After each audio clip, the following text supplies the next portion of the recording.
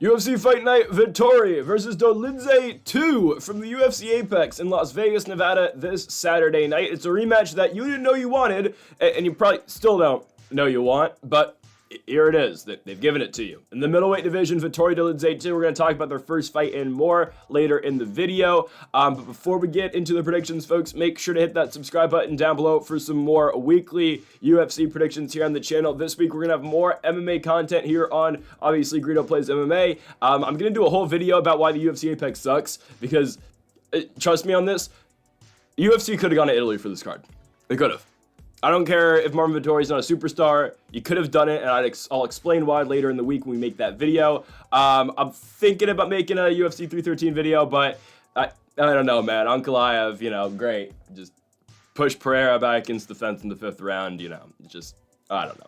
I know Pereira didn't fight a good fight, but I don't know. I thought he probably should have still won. Anyways, make sure, again, to hit that subscribe button down below for more. Join us on the main channel, Greedo Plays, for daily NBA predictions and college basketball best bets. All right, let's now get on to the first of our 13 fights here in the UFC Apex, and we're going to start with Carly Judice taking on Judice Duben. Guys, Carly Judice is 3-2 in the UFC, and she is a minus 535 favorite in this fight.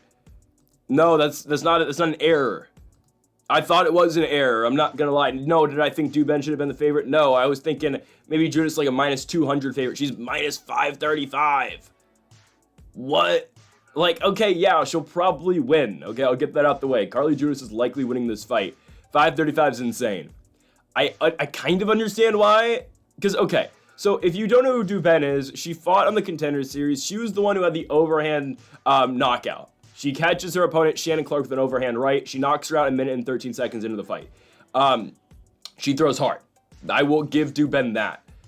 Other than Shannon Clark, that's her last win on the Contender Series. Clark is, I believe, still the LFA champion. She retained her title in her last fight. She has not beat a fighter with a winning record or with an actual fight on their record other than Shannon Clark. Her 5 prior fights in her professional mixed martial arts career were all against fighters making their MMA debut. Sure, the Shannon Clark victory is really good, but I do think Duben, and I've watched clips of her training, the most that I can watch her train, obviously on Twitter, like all the clips that are out there. She's not that great. She just throws hard. She has not ever been the distance. She's only been out of the second round once in her first fight, which was a no contest. As long as Judice doesn't get hit by a bomb, she should win. Carly Judice is the better boxer and better kickboxer as a whole. Now, I know what you're thinking. She's 3-2. She is, I know. Now, originally, she was supposed to take on Juliana Miller a couple months ago or last month. That's an appropriate fight again. Juliana Miller, former Ultimate Fighter winner, but, that's just, the Ultimate Fighter doesn't always produce the best talent, and I believe Juliana Miller is, 3-2 in her professional career as well, like Carly Judice. Now, Judice, I don't know how she got a shot in the Contender Series. She wins 3 fights over a 1-8, 1-3, and 3-3 fighter, but she does have a back-and-forth battle and a really good fight against Ernesta Katakate on the Contender Series. She loses the fight in a stand-up battle, but then her next fight she loses as well in the UFC, and she fights Carly Judice. We're talking about Carly Judice. She's fighting Gabrielle Hernandez. Arguably, she beats Gabriela Hernandez. It's a very close fight. It's on the Perez Tyra undercard. Now, Gabriela Hernandez since has beat Kong Wang or Wang Kong, which, all right. It's a close fight. Judice, I think, wins a lot of the exchanges on the feet. I think you can make the case Judice wins rounds 1 and 3. Arguably, again, should have won that fight. So, I don't mind this at all. I don't mind the Judice-Duben fight here, at least for Carly Judice. Now, again, I would not bet on Judice to win. She's at minus 535. Obviously, if you're strictly hunting value, sure, take Duben, but I mean, I'm not gonna tell you that this woman who is 6-0 just throws power shots. And again, the clips I've seen of her training, she throws a lot of spinning stuff, but it looks absolutely horrible, and she will get caught. She's just fought bad fighters. She was supposed to lose that fight in the Contender Series. She's a plus 800 underdog in that fight. Shannon Clark is the LFA champion still. I'm not telling you Shannon Clark's going to make a run in the UFC. I mean, I think eventually she'll end up there. Because most LFA women's champions do. Look at Emorim, look at Vanessa Demopoulos. They usually eventually come over to the UFC. Same with Invicta champions usually too. But just because UFC's dying for women's talent. Maybe we can get some exciting ones. I don't know. Unlike Yasmin Lucindo and Amanda Lemos. But Judice should win. As long as she doesn't get caught with something stupid, she will win this fight. And if she can get out the first round, she's going to win. I think Duben is completely flawed. I find it funny on Tapology, 82% of voters are picking UNSC Duben, which is, I mean, just watch her fight. Yeah, she won by knockout. She got lucky. And sure, I will give her this. She has power for 125 pounds. But Carly Judice is the all-around better kickboxer. I'm going to take the favorite from Lafayette, Louisiana, Carly Judice, to win the fight by unanimous decision. Oh, great. Another women's fight. Go to the bantamweight division. Josiane Nunes takes on Priscila Cachoeira. We've got Brazil versus Brazil in our second fight of the night. And you wonder why we're still stuck in the Apex. No, but you know what? You know what? Again, I'll make the case, and we'll have a full video on this later in the week. This card should be in Italy. And again, I will completely matchmake a card that should be in Italy, and we're going to keep every single fight on this card. There's 13 fights. We're going to keep every single fight on this card. We're going to add 2 fights. Boom. Trust me, it'll make sense later in the week, so stay tuned for that video. And then I will do the same thing for the next Apex card as well. We're going to do them both in that video later this week. Again, I'm just going to make a complete case why we should get the hell at the Apex. Regardless, Priscila Cachoeira, Josiane Nunes. Josiane Nunes should win. Josiane Nunes is a minus 205 favorite. Priscila Cachoeira is 36 now. I don't want to call for someone to lose their job. I wouldn't mind seeing Priscila Cachoeira lose her job. But that might sound harsh, and it is. She's just a dirty fighter. She's not a good fighter. We don't need to see her in the UFC anymore. We just don't. I mean, I'll always look back to, she missed weight in the Jillian Robertson fight. Then she tried fish hooking Jillian Robertson while she had a rear naked choke in. Obviously, again, Robertson tapped her out. I think she went out or tapped out regardless. She's a dirty fighter. She's a dirty fighter. And she gets submitted pretty much in every single fight she has. She does not have a ground game. Yeah, she's going to swing on the feet. She'll be kind of competitive up there. But I mean, I guess the Valentina Shevchenko loss in her UFC debut is a precursor to the rest of her career. She can't grapple. Now, she also gets outstruck as well, as we've seen Luana Carolina go out there and outstrike her. Sure, she outstruck Shanna Dobson, Gina Mazzani. She lost to Ji-Yeon Kim. That was an absolute robbery. And she beat Ariane De Silva. That's her best win by far in the UFC, and that bought her a couple more fights. But she arguably has one win in the UFC. No, I don't care about Gina Mazzani, and I sure as hell don't care about Shanna Dobson, okay? Josiane Nunes, for as disappointing as she was in her last couple fights, the Chelsea Chandler fight being one of the most disappointing performances I've ever watched, how do you not beat Chelsea Chandler? How? I just watched Chelsea Chandler lose to Yana Santos. God. Josiane Nunes loses to Chelsea Chandler, and she loses to Jacqueline Cavalcanti. We saw the Cavalcanti one coming, honestly. She loses it by split decision. I think I picked Nunes, but I mean, it was a fight that, you know, it's just one of those women's fights that can go 50-50. We took a chance on, if I remember, we took a chance on Josiane Nunes at plus money, and she didn't hit. Whatever. It was actually kind of a close fight, but Nunes, and this is the thing, the problem with picking her. Like, I think she beats Cachoeira, but Cachoeira actually has a chance to win this fight. Because Josiane Nunes gets outstruck in every fight that she's in. Except for, like, Ramona Pasquale, who shouldn't have been in the UFC. Like, Zara Farron arguably outstruck her. It's just Josiane Nunes, of course, does more damage with her shots. So she doesn't have the volume. And that's the thing. Priscila Cachoeira might actually, guys, be able to out-volume her here. It's a women's fight. Again, if you're strictly hunting value, honestly, this is just a lesson for all women's MMA fights. If you're hunting value, you always take the underdog. Because they're women's fights. They're 50-50s. And Josiane Nunes is so, like, she's so short. She's 5'2". Priscila Cachoeira is 5'7". I don't know.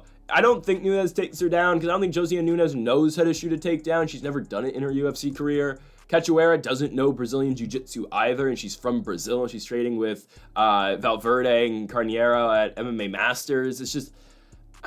I'm going to take Josiane Nunes' win by decision. I think she can close distance and just get in tight in this fight. I think she's the physically stronger fighter. She has a longer reach, which is weird. Josiane Nunes is short, but, like, I don't know if you can tell by this. Oh, God, not that.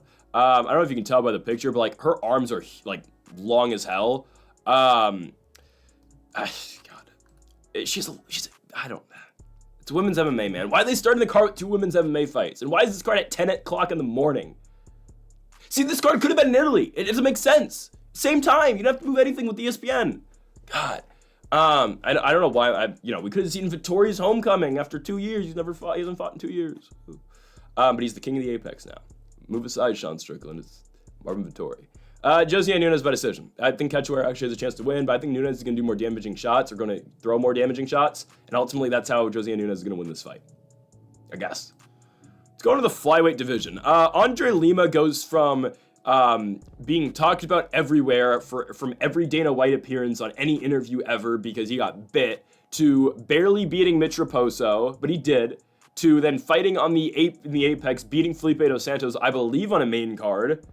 Did they bury him on the prelims for that? They did. Well, here you go. You're the third fight of the night, pal. What? I get it. Andre Lima is not the most, fan-pleasing type fighter. But you do have something with the guy. He got bit. He's got a tattoo on his bicep of Igor Severino biting him. And yet he's buried on the prelims. Honestly, you know what? That's fine. Andre Lima is not entertaining, I'll be honest with you. This is a fight he should win. It's a stylistically fun fight, though, against Daniel Barez, I guess, if you like grappling, because Andre Lima should be able to out-wrestle this guy, but that's honestly all that Barez does, for the most part. You look at the Altamirano fight was a stand-up fight. Going into the UFC, that's kind of what we thought out of Barez, but that he was just going to be an aggressive grappler. I take that back. He did outstrike Victor Altamirano. Didn't look bad in the fight, being by decision. Did knock down Altamirano in the first round. Barez in the Contender Series was very grapple heavy. That's why I always think about Daniel Barez. He did lose to Jafel Filo, and Filo took him down, submitted him. Yeah, okay. If Filo's taking him down, then Andre Lima is going to take him down too. Filo's good, I get that. I submitted him in the first round with an arm triangle choke. Filo since has beat Ode Osborne. He beat Amir Albazi in a grappling match. That's pretty impressive. So, yeah, honestly, it doesn't, it kind of takes away from the intrigue. I think Barez, again, not a bad defensive grappler. I think he's got a 92% takedown defense rate in the UFC, because Filo goes 1 for 4 in his takedowns against him. I think Altamirano tried a couple times, didn't get anything, and then on the Contender, Carlos Hernandez went 0 for 8 on takedowns against him. So, it is a test in terms of, okay, this is a guy who's going to, fight off the takedowns. He's going to give Lima a test here, because Andre Lima has been able to successfully wrestle a lot of his opponents so far. I mean, we're looking at Dos Santos, Mitch Raposo, he had a lot of control time in at points in that fight. Not much as I remember, honestly, but there was, some grappling involved, and he was able to keep Raposo from taking him down at the same time, and Lima kind of just won a boring striking fight at points in that one. The Igor Severino fight, people forget, Lima was committing a bunch of penalties in that fight, and that's why Severino ended up biting him, but whatever. Igor Severino just screwed himself in his entire MMA career. You know what, maybe GFL should give him a shot, because that'd be hilarious, right? Because Global Fight League, they're booking Chris Weidman and Luke Rockhold, Guys, Tony Ferguson's going to fight Dylan Dennis. What? Crazy. I'm going to take Andre Lima. I think he's going to be able to wrestle Daniel Barez. On the feet, I think Barez isn't bad, but I do still think he's a primary grappler. I still see him as a primary grappler. I think Lima's just slightly better. And Daniel Barez is 36. So Lima's 10 years younger than him. He's undefeated, both in the UFC and professionally. I'm going to take Andre Lima to win the fight by unanimous decision. Don't see him getting a submission. I don't think he's got the jiu-jitsu credentials of a guy like Jafel Filo, but I think wrestling-wise, he's able to kind of manage in this fight against Daniel Barez. And if not, striking-wise, it should be close. I think we're good enough here on Andre Lima to win. He's a minus 310 favorite. Don't mind it. Let's go up a weight class to the bantamweight division as we go to a matchup here between, I believe, I could be wrong, but I believe the first UFC fighter from the Democratic Republic of Congo, Josias Musasa, taking on Carlos Vera. Let's hope Josias wins this fight. Let's just hope, okay? Nothing against Carlos Vera. I'm sure he's a great human being. I have no intrigue in watching Carlos Vera fight in the UFC. I just don't, right? Josias Musasa feels like he's going to be somewhat of a fun prospect. I am concerned about this fight, though. 100% I'm concerned about this fight. Vera's not getting the respect he should be getting here. Plus 455 is ridiculous. Again, like the Judice fight and like the Nunes fight, I think Musasa should win. I would not feel confident in any of these first 4 favorites actually winning the fight, though. Again, I expect them all to win. I would not parlay them. I wouldn't bet on any of these fights.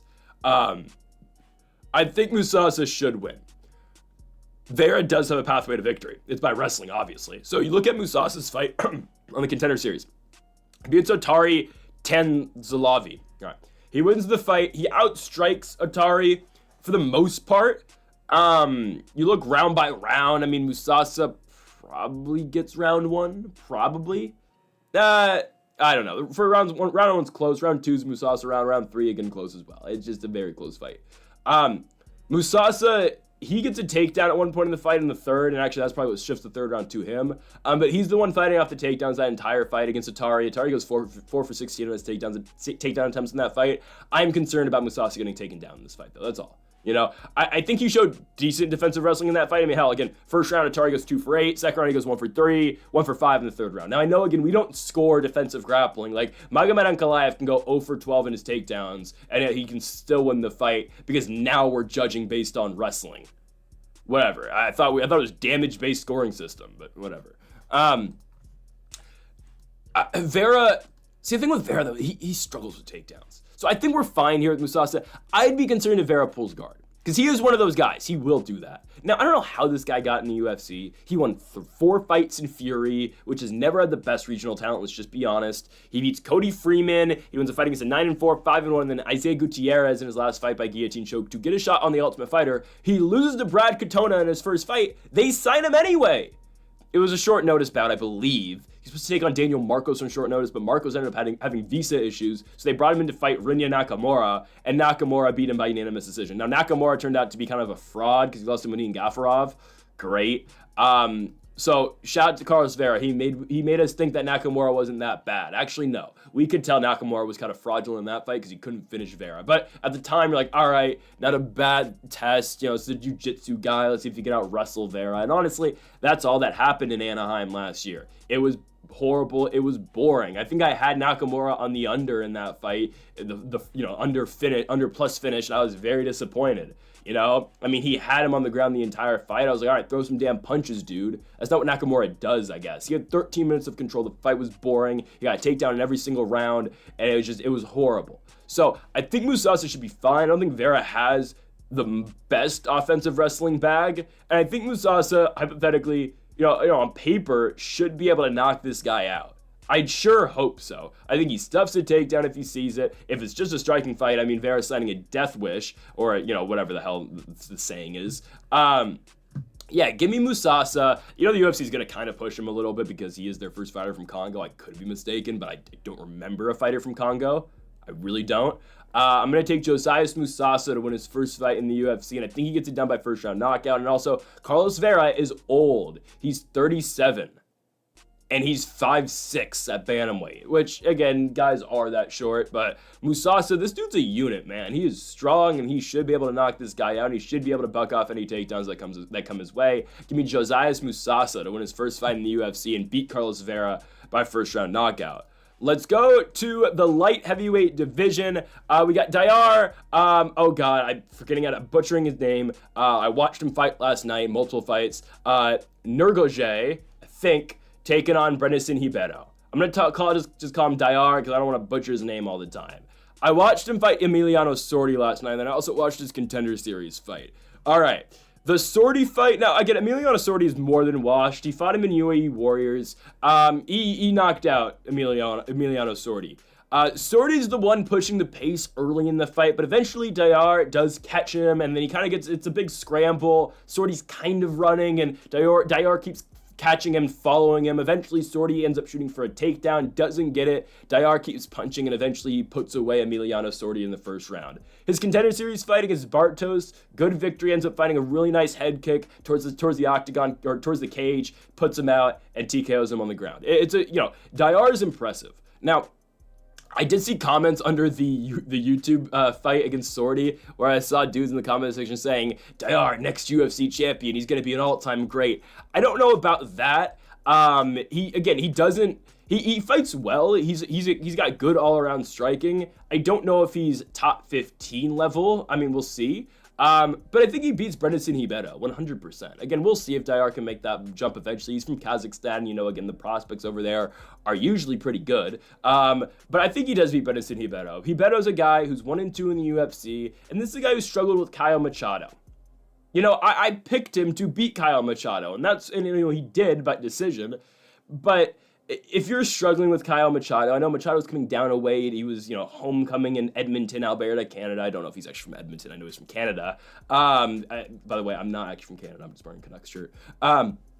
Ribeiro barely beat him. He actually got outstruck in that fight. I did think Ribeiro landed more damaging strikes. But honestly, I wouldn't be mad if you said Kyle Machado had won that fight. Honestly, I don't know where you get 2 rounds for Ribeiro. The third, I guess. But I wasn't impressed. I'm going to be honest with you. 2 fights before that for Ribeiro, he loses to Mingyang Zhang, who's going to get the chance to kill Anthony Smith in a couple months. Why? I don't know why they're doing that fight. You couldn't give Anthony Smith, I don't know, Vince St. Preux. Oh, he's in GFL now. You couldn't have given him, some guy who sucks. It's brutal. Damn. He's putting a guy over on his way out. I mean, true professional. And then Ribeiro lost to Magomed Gadzhiesulov, losing the fight by majority decision. I'm not impressed with Ribeiro. I think he will get knocked out in this fight. Mingyang Zhang knocked him out in the first. This is kind of with Dayar. Nurgozhay should be able to do the same thing. He should be able to knock him out really early. I just don't think this is all that competitive of a fight. Dayar does manage distance really well. He does close gaps fairly well. Because he's gonna need to do that in this fight because Ribeiro does have a very long reach. I mean, he's got an 81-inch reach, and that's huge. Obviously, I mean, Dayar is at 74-inch reach, obviously, but I do think again he's the better striker. He should be able to close distance fairly well in this fight, and we've seen Ribeiro struggle with guys who are able to again close that distance with him, and from there Ribeiro kind of gets stuck because he can't really throw hooks. He kind of tries to use his jab if a guy just crash in on him, and I think that's a dangerous game he's going to play against Dayar. Ribeiro does get hit a lot, and I expect the Kazakhstani fighter and Dayar to win this fight in his UFC debut, and I expect him to get it done in the first round by knockout. Let's go on to our next fight. Sam Hughes is fighting. Oh my god. Sam Hughes is going to go into the all-time hate Hall of Fame with Molly McCann. Now, I don't dislike Sam Hughes as much as I do as Molly McCann. Molly McCann I can't stand. At least Sam Hughes knows not to bring in a fake UFC championship to the octagon and hold it up like she's the champ. She's fighting Stephanie Luciano. Now, I don't like Sam Hughes just because I feel like every fight she's supposed to lose, she wins. And I feel like she just shouldn't even be in the UFC. How did she beat Jacqueline Amorim? LFA champion. Well, LFA sucks. But how did she beat Amorim? Amorim's 3-1 in the UFC now. How did she win that fight? God. It doesn't make sense. How does she win these fights sometimes? God, man. She beat Victoria Dudikova. We found out Dudikova's the biggest fraud on planet Earth. That's what we found out in that fight, guys. It shouldn't even been a split decision. Sam Hughes won that fight. Dudikova has no gas tank. Sam Hughes, I'll give her that. She's there at the end of the fight. 100% she's there at the end of the fight. Put us out of our misery, Stephanie Luciano. Find a way. I mean, God. She should win. Luciano should, I think. Sam Hughes, she's a gritty fighter. Let's just be honest, right? She takes damage pretty well. You're not going to finish her. She's always going to stay in the fight. She's like female Clay Guida, but not as good. That's kind of a bad comp. But she's always moving in her fights. Again, kind of fighting like Clay Guida, kind of, not really. I can't believe I just compared an all-time great to Sam Hughes. This is what women's MMA does, man. She's 2-2 in her last 4. She beats Dudikova because Dudikova should never fight in the UFC ever again. Loses to Yasmin Ayargi, who once had a name value. She doesn't anymore. She beats Jacqueline Amorim because she out-grapples Amorim, what you know, and Amorim's probably going to submit Polyana Viana in a couple weeks. But anyways, she loses to Piera Rodriguez like expected. Elise Reed, horrible. Estela Nunes, horrible. Estela Nunes is, by the way, still in the UFC, guys. She's 6-5, and she's going to get to fight Molly McCann next week. Sam Page lost to Pinheiro, Luke Bonny, and then her UFC debut against Tisha Pennington. Was she the LFA champion? I feel like she was. Was she not? She fought for the vacant title. She lost to Vanessa Demopoulos, who actually kind of has a run going on in the UFC right now. But she lost to Amorim. She's fighting Talita Alencar, the only fighter Stephanie Luciano has fought so far under the Zuffa banner. She's fought 2 fights in the UFC. She's got one in the contender, one in the UFC. She has a draw against Talita Alencar. Eventually, both of them just end up in the UFC, and they say, you know what, Luciano, first fight, just go fight Alencar again. And she beats her by decision. Great. I think Luciano actually will be able to get Sam Hughes because Luciano is one of those rare fighters as well in the women's divisions who actually does get better as the fight goes on. We've seen that in both Alencar fights. Again, Luciano wins every single round in the second fight, but in the first fight, right, Alencar wins the first two, but Stephanie Luciano ultimately does get the contract on that night because she has a 10-8 round in the third and looks so dominant in that third round, right? It was a draw. Alencar eventually gets a contract at a later date, but on that night, Dana only gave the contract to Stephanie Luciano.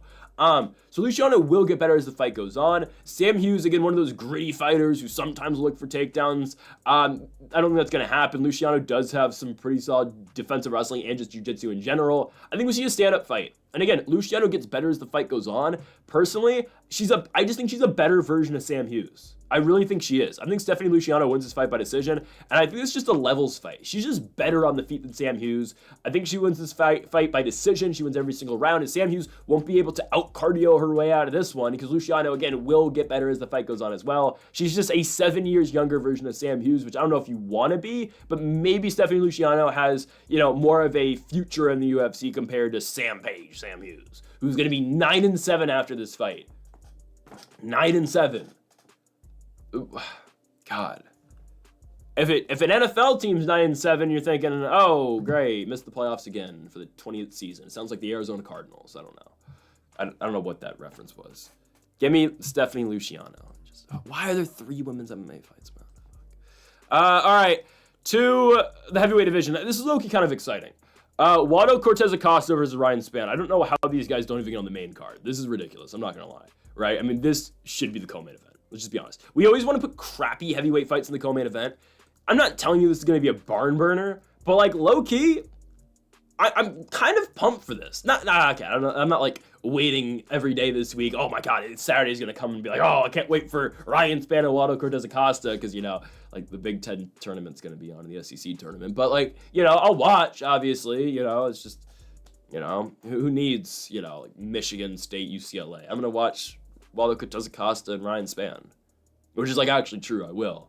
But I think it's kind of ridiculous it's not on the main card.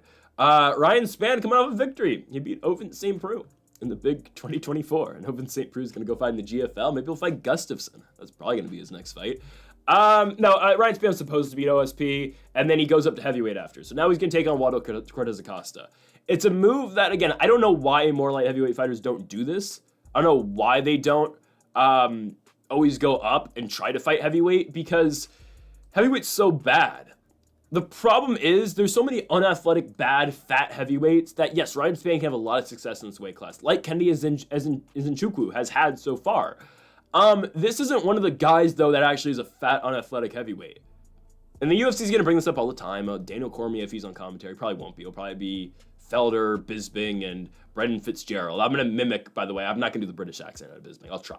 But this is what the commentary is going to be on this fight. Brendan Fitzgerald. And here comes Waldo Cortes-Acosta. Salsa boy, they call him. Obviously, because of his past playing baseball in the Dominican Republic. Felder's going to make a joke about, oh, maybe you could pitch for my Phillies. Oh, because I'm from Philadelphia. And Bisping's going to go, mate, I don't know what that is. In Britain, we play soccer, or football. And like, that's the conversation they're going to have going up to this fight. I kid you not. I swear, it's the same conversation every time with Waldo Cortes-Acosta. Not that, like, specifically. Like, oh, Felder and the Phillies, and I think he's from Philadelphia, right? Yeah.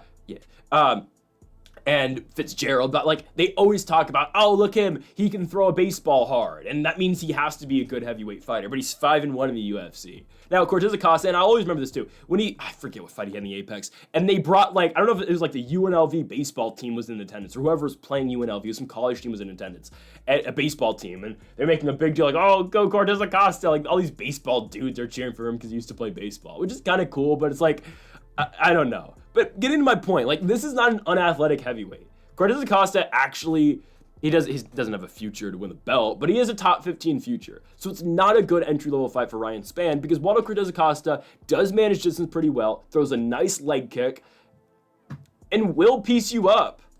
Ryan Spann, I think, is going to lose. Also, he had trouble dealing with some of the power out the guys at 205, like Bogdan Guskov. Anthony Smith wobbled him a couple times. What the hell is going to happen when he goes up to 265 pounds? Trouble.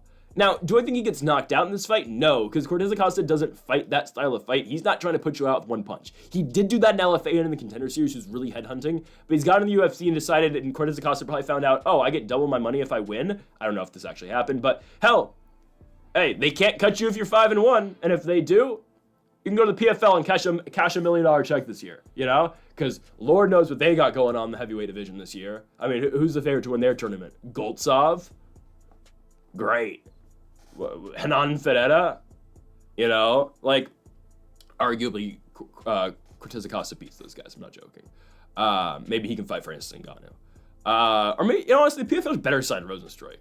Someone better signed Rosenstruik. Give me Rosenstruik and Ngannou 2. We're just wasting Ray Ngannou's career at this point. He's going to fight Deontay Wilder. Why? But Cortes-Acosta, 3 straight wins, Brzeski knockout, Arlovsky decision, Robles Spain decision. I mean, I said it when he beat Arlovsky. That was a passing of the torch. Like, Waldo Cortes-Acosta is just the new Andrei Arlovsky. It's true, he is. He's just decision machine. He'll be able to beat Ryan Spann. Yeah, Ryan Spann might give him a stylistic challenge if he tries to take him down, but when's the last time Ryan Spann took anybody down? Yeah, he's got jiu-jitsu. He's got a bunch of submission wins. I mean, he subbed OSP standing, if I'm not mistaken. I believe it was standing. Yeah. Just... I'm going to take Waldo Cortes-Acosta. He's used to 265. I think Ryan Spann going up is going to be somewhat of a challenge. So I'm going to take the Dominican, Salsa Boy, Waldo Cortes-Acosta. He'll throw his fastball and knock out. No, he's going to out-decision Ryan Spann. Yeah, Cortes-Acosta will win the fight by decision. We move on now to the main card, and we kick things off in the featherweight division. We've got Sung Young Yu taking on AJ Cunningham. AJ Cunningham's second fight in the UFC. In the bantamweight division, right, he gets Sung Young Yu. I think Sung Young Yu should probably win. Cunningham has had 2 fights under the Zuffa banner, lost both of them. Both times they talked about how he got abused as a child, which is sad, it really is. But it gets even sadder when we watch him get knocked out in both of his fights. It's sad. Well, he got teep kicked, or not teep, but he got liver shot in his UFC fight. But I swear, man, that they don't know what to talk about, some of these guys sometimes. Like Cortes-Acosta, let's talk about it playing baseball. AJ Cunningham, he got abused as a kid. It sucks. It really does. I legitimately feel bad for the guy because now he's getting 12-12. Like they talk about his story and they threw him out to fight Ludovic Klein and he got $12,000 to take a beat down. And they're just airing out his business on national television again. That might sound harsh, but it's just like, damn, dude. Because I'm going to be honest, that's the first thing I think about when I think about AJ Cunningham. I just do. I don't think about him from his first fighting. I'm like, oh, that's the dude who... That's sad, man. It's sad. Sung Young Yu will beat him. Cunningham, I don't even know if he should be in the UFC. Let's just be honest. Never had the best resume outside the UFC. Had always lost big fights in regionals. He got a shot in LFA. He's a -400 favorite. Lost that fight. I guess that was his only big-time fight in the regional that he got. I mean, Stephen Nguyen fight, obviously, in the Contender Series. He lost that fight, too. Nguyen finds a way to knock him out. And Nguyen hasn't been anything special. He lost his first UFC fight to Jarno Aarons, right? Klein dominated AJ Cunningham. I think Cunningham was like a +800 underdog. And that was expected, obviously. And I'm not telling you Sung Young Yu is some world beater. He's not. But he'll definitely win. This is a guy who was solid outside the UFC, fighting in the promotion Natsia FC. I believe that's how you pronounce that. He was a champion over there for a little bit, ended up losing the belt, then went to Black Combat, and then obviously got to road to the UFC, won back-to-back fights, ended up winning the road to the UFC championship tournament title, whatever, beating Barang Gisli by unanimous decision. Sung Young Yu, though, can really wrestle, and I don't think AJ Cunningham's going to be able to deal with that. Ludovic Klein took him down at will. There was really no resistance for Ludovic Klein's takedowns against AJ Cunningham. Now, I get it. Cunningham was in such deep shit on the feet that he couldn't really do anything, you know? So when Klein did switch levels, like, oh, crap, well, I was getting outstruck anyway, you know? This should be a wrestling-heavy performance here from Sung Young Yu. I don't know why and how this got to the main card, but it did. Give me Jiu-Jitsu, Su Young Yu, to win the fight by unanimous decision using his Jiu-Jitsu to win. That was not racially motivated. That is his nickname. Give me Jiu-Jitsu to win the fight by decision. Cunningham doesn't offer him anything.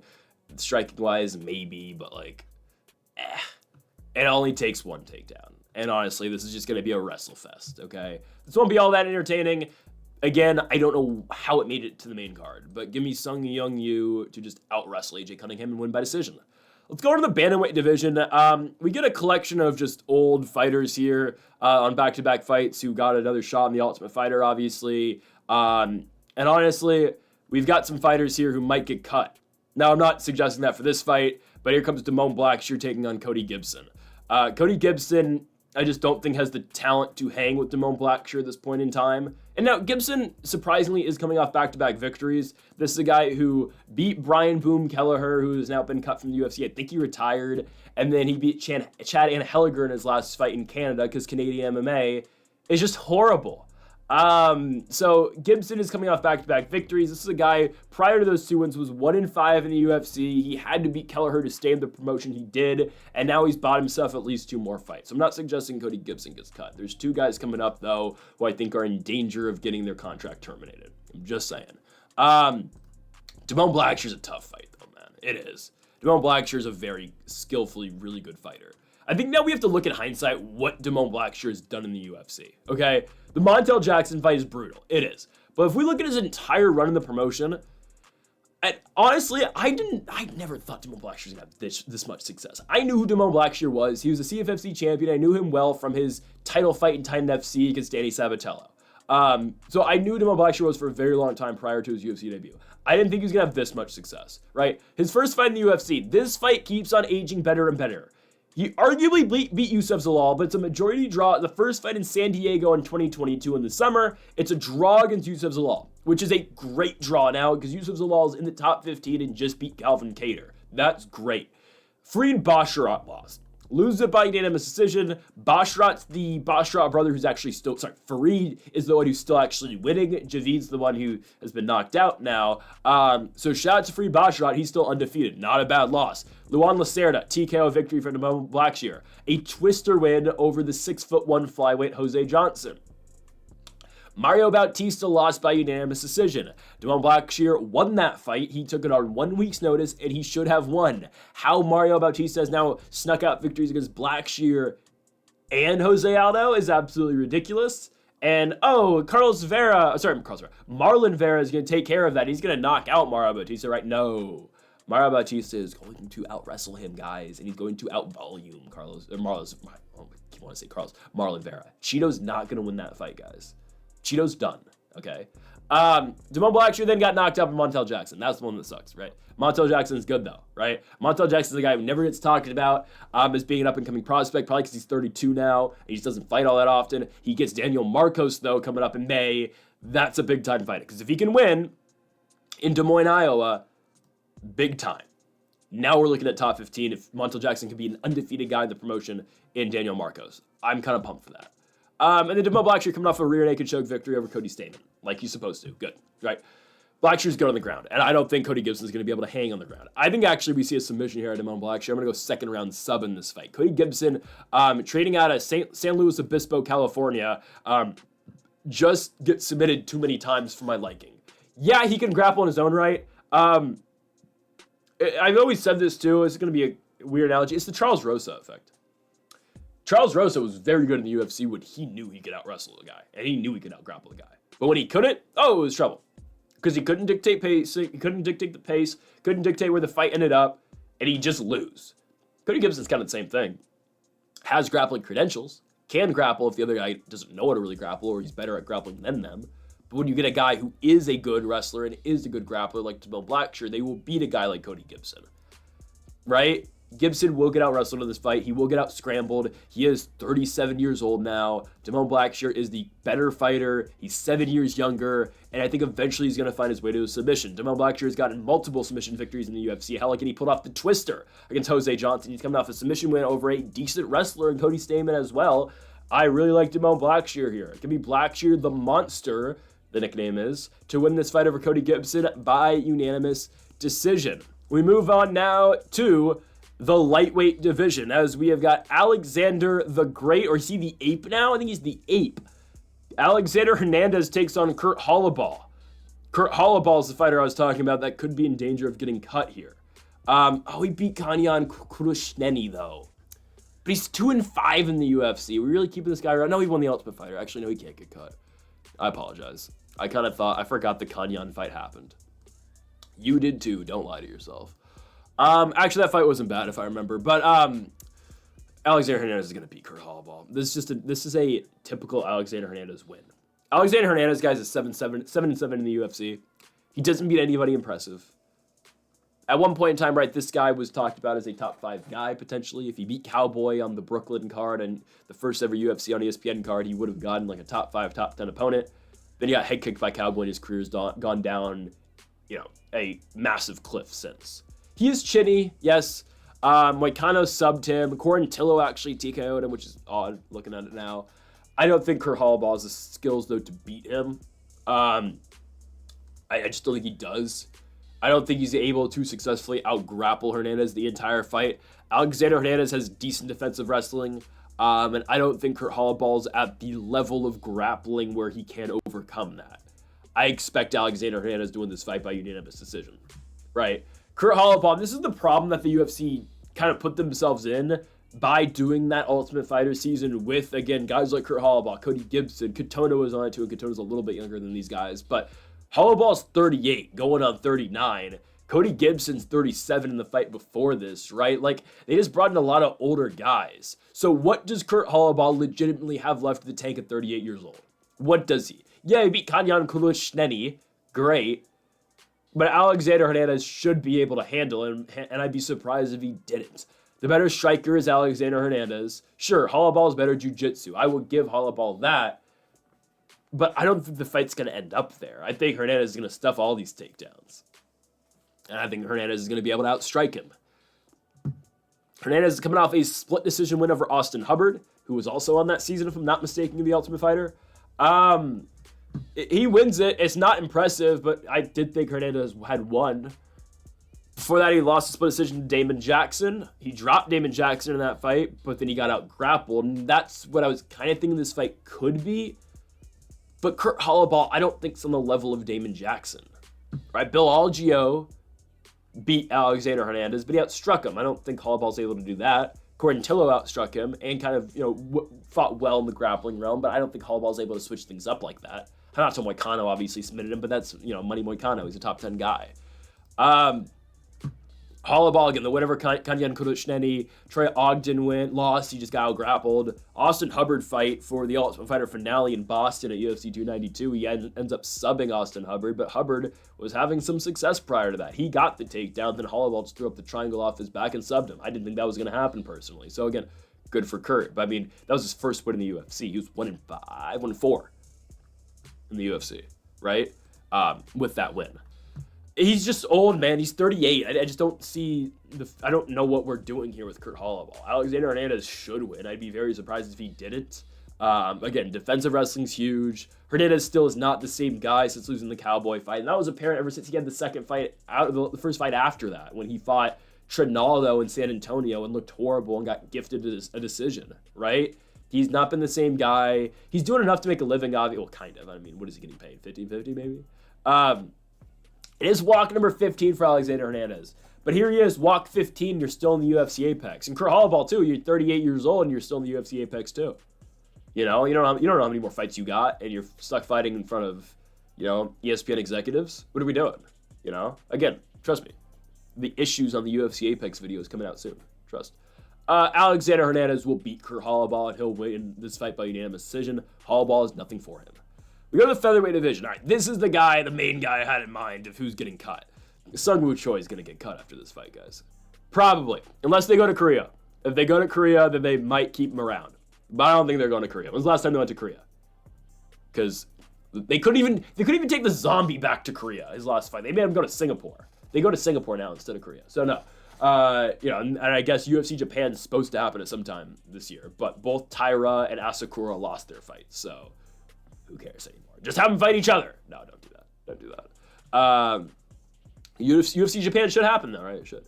Kevin Vallejos versus Sungwoo Choi. Sungwoo Choi has just been losing a lot. He's 11-7, so the record, again, is ugly enough. He is 4-6 in the UFC. He has dropped 4 out of his last 5 fights, but somehow he beat Jarno Aarons, which, okay, I'll give him that. I believe, was that in France? No, it wasn't. That was in Singapore. He beats Jarno Aarons by decision. Not a bad back and forth fight. Both guys drop each other. Sung Woo Choi ultimately wins the fight. But his other fights in this 5-fight run was a submission loss to Alex Caceres. He dropped Caceres in that fight, but Caceres recovered and submitted him. He loses to Joshua Kalibau pretty easily. Don't know how that was a split. He gets dropped multiple times in that fight. Michael Trezano knocks him out. Was that the fight?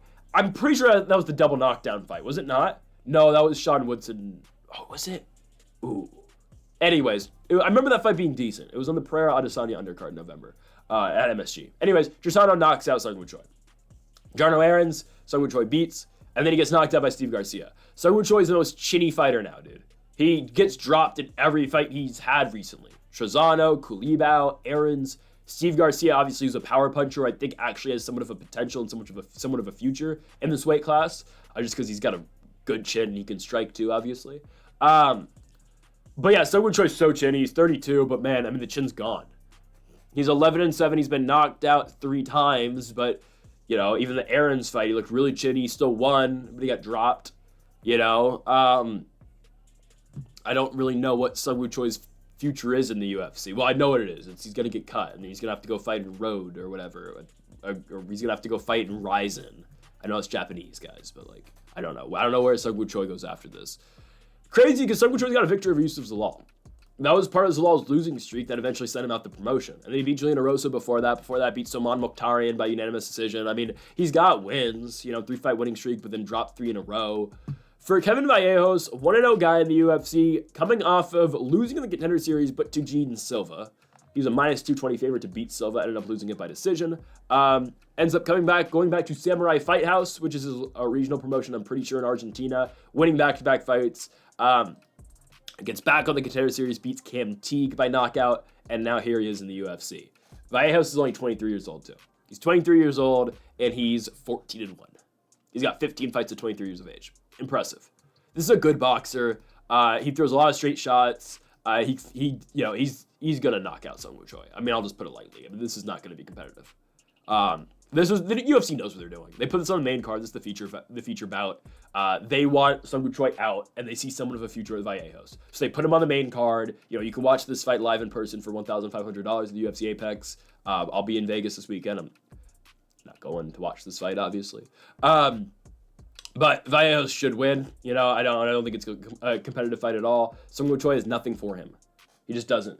Sung Woo Choi throws hard in his own right, yes. Vallejos is kind of hittable, but like, just Sung Woo Choi's, the chin's not going to stay on. You know, he's not going to be able to eat any punches that Vallejos throws back at him, and Kevin Vallejos will knock him out. It's not going to last long. It's going to look like the Steve Garcia fight. Maybe, I don't know. I don't think Vallejos is obviously as good as Garcia. This is still his first fight in the promotion. But his boxing is so much better than Sung Woo Choi's, and Sung Woo Choi, again, has no chin left on him. Vallejos dominated his last Contender Series fight against Cam Teague. 50 strikes, significant strikes in 2 minutes. In a knockout. Yeah. He'll go for it. He should blitz Sung Woo Choi, make him fight him, and I don't think Sung Woo Choi is able to hang. So give me the Argentinian fighter, Kevin Vallejos, to win his UFC debut over Sung Woo Choi by first-round knockout. Let's go on to the welterweight division as we go to Chitty Bang Bang, Chitty Njokuani as he takes on Elizeu Zaleski dos Santos. I think we get decent value here in Njokuani. Plus 150 against a 38-year-old Elizeu Zaleski dos Santos. Eventually, this guy is going to look really washed, okay? Again, he's going to look really washed. We'll see. You know, he didn't fight a great fight against Randy Brown, lost it by decision. Arguably beat Hernat Fakhretdinov in Brasilia. I think that car's in Brazil. Brasilia. I know it was in Brazil. I don't know what city. Arguably beat Fakhretdinov, but Fakhretdinov is on the right end of so many close fights. I'll look at the Carlos Leal victory that he had, obviously, last year. But Zaleski, right, as a draw against Hernat Fakhretdinov, lose to Randy Brown, really gets forced to just wrestle in that fight and doesn't do all that well in doing so, and then beats Zachary Scroggin in his last fight by knockout in the first round. Scroggin's not UFC level, guys. He's just not. Zachary Scroggin, he was 7-0. Who'd he be in the contenders? He didn't even find the contenders. He's an FAC guy, man. I'm sorry, there's no talent in FAC. Isaac Dulgarian, I guess. But, like, again, that's James Krause's promotion. I'm not moved by any FAC fighter, I'll just be honest. I've watched FAC before. They fight, like, in a convention center, and it's just, they fight in Kansas City. Like, just, I don't know. Zaleski, oh, man, maybe he does beat Njokuani. I was kind of thinking Njokuani wins. Chitty's coming off back-to-back victories over Reese McKee and Jared Gooden. Dominated the Jared Gooden fight, man. Really dominated it. Out-grappled him, outstruck him. Looked really good in that fight. But Gooden's probably on his way out the door now in the UFC, if I had to assume, in his second stint. Oh, no, they might give him another run. Because he's only, what, 1-2 in his second run? I don't know. Ooh, this fight's close. I was going to pick Njokuani. Now I'm thinking about picking Zaleski here. Njokuani 3 straight losses prior to Reese McKee and Jared Gooden, losing to Gregory Rodriguez, Albert Duraev, and Michal Ozolshashek. For Zaleski, right? I mean, we look back, he beat Benoit, but that was, again, Benoit up a weight class. And Benoit's not as good as people thought he was, just to be honest. And the fact that that guy was a minus 250 favorite over Poirier is ridiculous. He beats Abubakar Nurmagomedov, does the Liu, but that's the worst Nurmagomedov. I forgot that he was still in the UFC in 2023. He's in GFL now, so that's cool. Arguably should have beat her not, but definitely a draw. Randy Brown lost him, look good, but he knocks out Zach Scroggin. I'm gonna take Chitty. Oh no, but Zaleski's 11-4 in the UFC, man. No, give me Elizio Zaleski dos Santos. I think. Yeah, ever so slightly. I think this might be all favorites in this card. I don't ever look at I don't pick based on odds. Let's pick straight winners. Yeah, okay, ever so slightly we're gonna go Elizio Zaleski dos Santos. I think he can win this fight. He's 38, but he doesn't look that washed still, right? I mean, the Scroggin one was good. Njokuani is chinny. He is. Njokuani will, kind of succumb to pressure sometimes in big shots. And Zaleski still does throw hard at 38 years of age. He does still throw some crazy stuff in there as well. Chitty, again, a good striker, good Muay Thai, does have a big reach. But I think Zaleski can outstrike him here. I wouldn't bet it. I wouldn't bet it at all. But this is the fight I'm most split on the entire card. I'm going to take Elizio Zaleski dos Santos win by decision. I think he's got slightly better striking than Njokuani. Yeah, I wouldn't bet it, though. I wouldn't bet it. Let's go to the main event. Let's go to the middleweight division. Marvin Vettori takes on Roman Dolidze. Again, a rematch of their initial fight in London, England, if I'm not mistaken. It was the first fight on the Leon Edwards and Kamaru Usman trilogy fight card. Vettori won that initial fight. He wins it by unanimous decision. It was nothing special. A lot of people thought that Dolidze should have gotten the nod, and that's actually Vettori's last victory. I thought Vettori won. I thought he did. Yes, Dolidze had the more damaging strikes, but they were far and few in between, I thought. I thought Vettori did a little bit more and did enough to win the fight. I understand, again, a lot of Vettori's strikes in that fight, when you look at it on paper, Vettori outstruck him 106-71. A lot of Vettori's significant strikes in that fight were kind of just leg kicks that didn't do that much damage, but yes, they counted them as significant strikes. I still thought Vettori obviously was the much more active fighter, and I think he did slightly enough, right? I'm interested to see what we get out of a 5-round version of Marvin Vettori and Roman Dolidze. It's not like I'm overly over the moon about it. Like, I'm really excited to see. It's just, I don't know what happens if we got 2 more rounds, right? I mean, you look at Justin Gaethje and Rafael Fiziev. We've gotten that fight twice now. We're like, all right, well, the second time, we kind of wanted 5 rounds, but I get why there wasn't, because it was a short notice call. But that's a fight, if we see a rematch, we want 5 rounds. We want to see what happens in the 4th and 5th. Gaethje likely would have finished him late in that fight. But anyways, right, that's a fight we want to see 5 rounds in.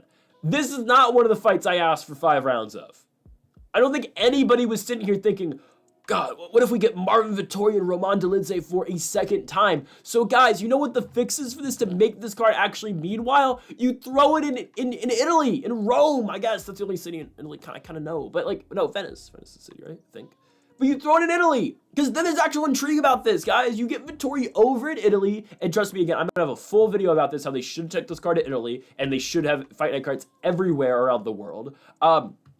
But you take this thing to Italy, and you get people actually excited for Marvin Vettori. Because if Vettori wins, boom, the crowd's all, oh yeah, Marvin Vettori. I think Bellator's done a card in Italy before, if I'm not mistaken, right? Wasn't the Mansour Barnawi fight against Piccolotti in Italy? I think it was. Or was that in France? I don't know. But anyways, then there'd be something to talk about in this card. Oh, Vettori's going back to Italy for the first time since his Venator days, and maybe, we'll see what he does against Roman Dolidze. He needs a win. Because, guys, Marvin Vettori hasn't won a fight since March of 2023. Yeah, it was a long time ago, and that was the Dolidze fight. He lost to Jared Cannonier like 3 months later. It was a good fight, but man, Cannonier hit that dude with some shots. My goodness. Cannonier outstruck Vettori in that fight, 241 to 153. Again, Vettori's whole thing, crazy chin on him. You can't knock this guy out. He fought Paulo Costa for 5 rounds, fought Robert Whittaker in a fight that gets forgotten about, fought Cannonier 5 rounds, fought Adesanya 5 rounds. None of those guys have knocked him out. Vettori is one of these fighters I just don't think will ever be knocked out until he's like older, obviously. Someone will knock him out eventually. But I don't think Dolidze can win. I really don't think he can. I think these odds, I actually really like Marvin Vettori at minus 135 here. I know it's not a plus money pick, but I feel very confident about Marvin Vettori winning. He's been off for a while, sure. Roman Dolidze does not move me at all as a fighter, though. I don't care for Roman Dolidze fights because they're just not entertaining. They're just not. Guys, he's coming off a win over Kevin Holland. Kevin Holland is just, I like Kevin Holland, man, it seems like he just doesn't care about fighting anymore. I think Kevin Holland in the Apex and when he was still fighting in the pandemic would have fought through the rib injury that he had in the Roman Dolidze fight. But he stopped, and that's fine. He looked like crap on the Radio Dorita fight, and Kevin Holland fights next week against Gunnar Nelson. Why are we giving him grapplers? Why? There's no point for that. Gunnar Nelson fights once a year, too. Why does he deserve that fight? Anyways. They're in England, I guess. I don't know.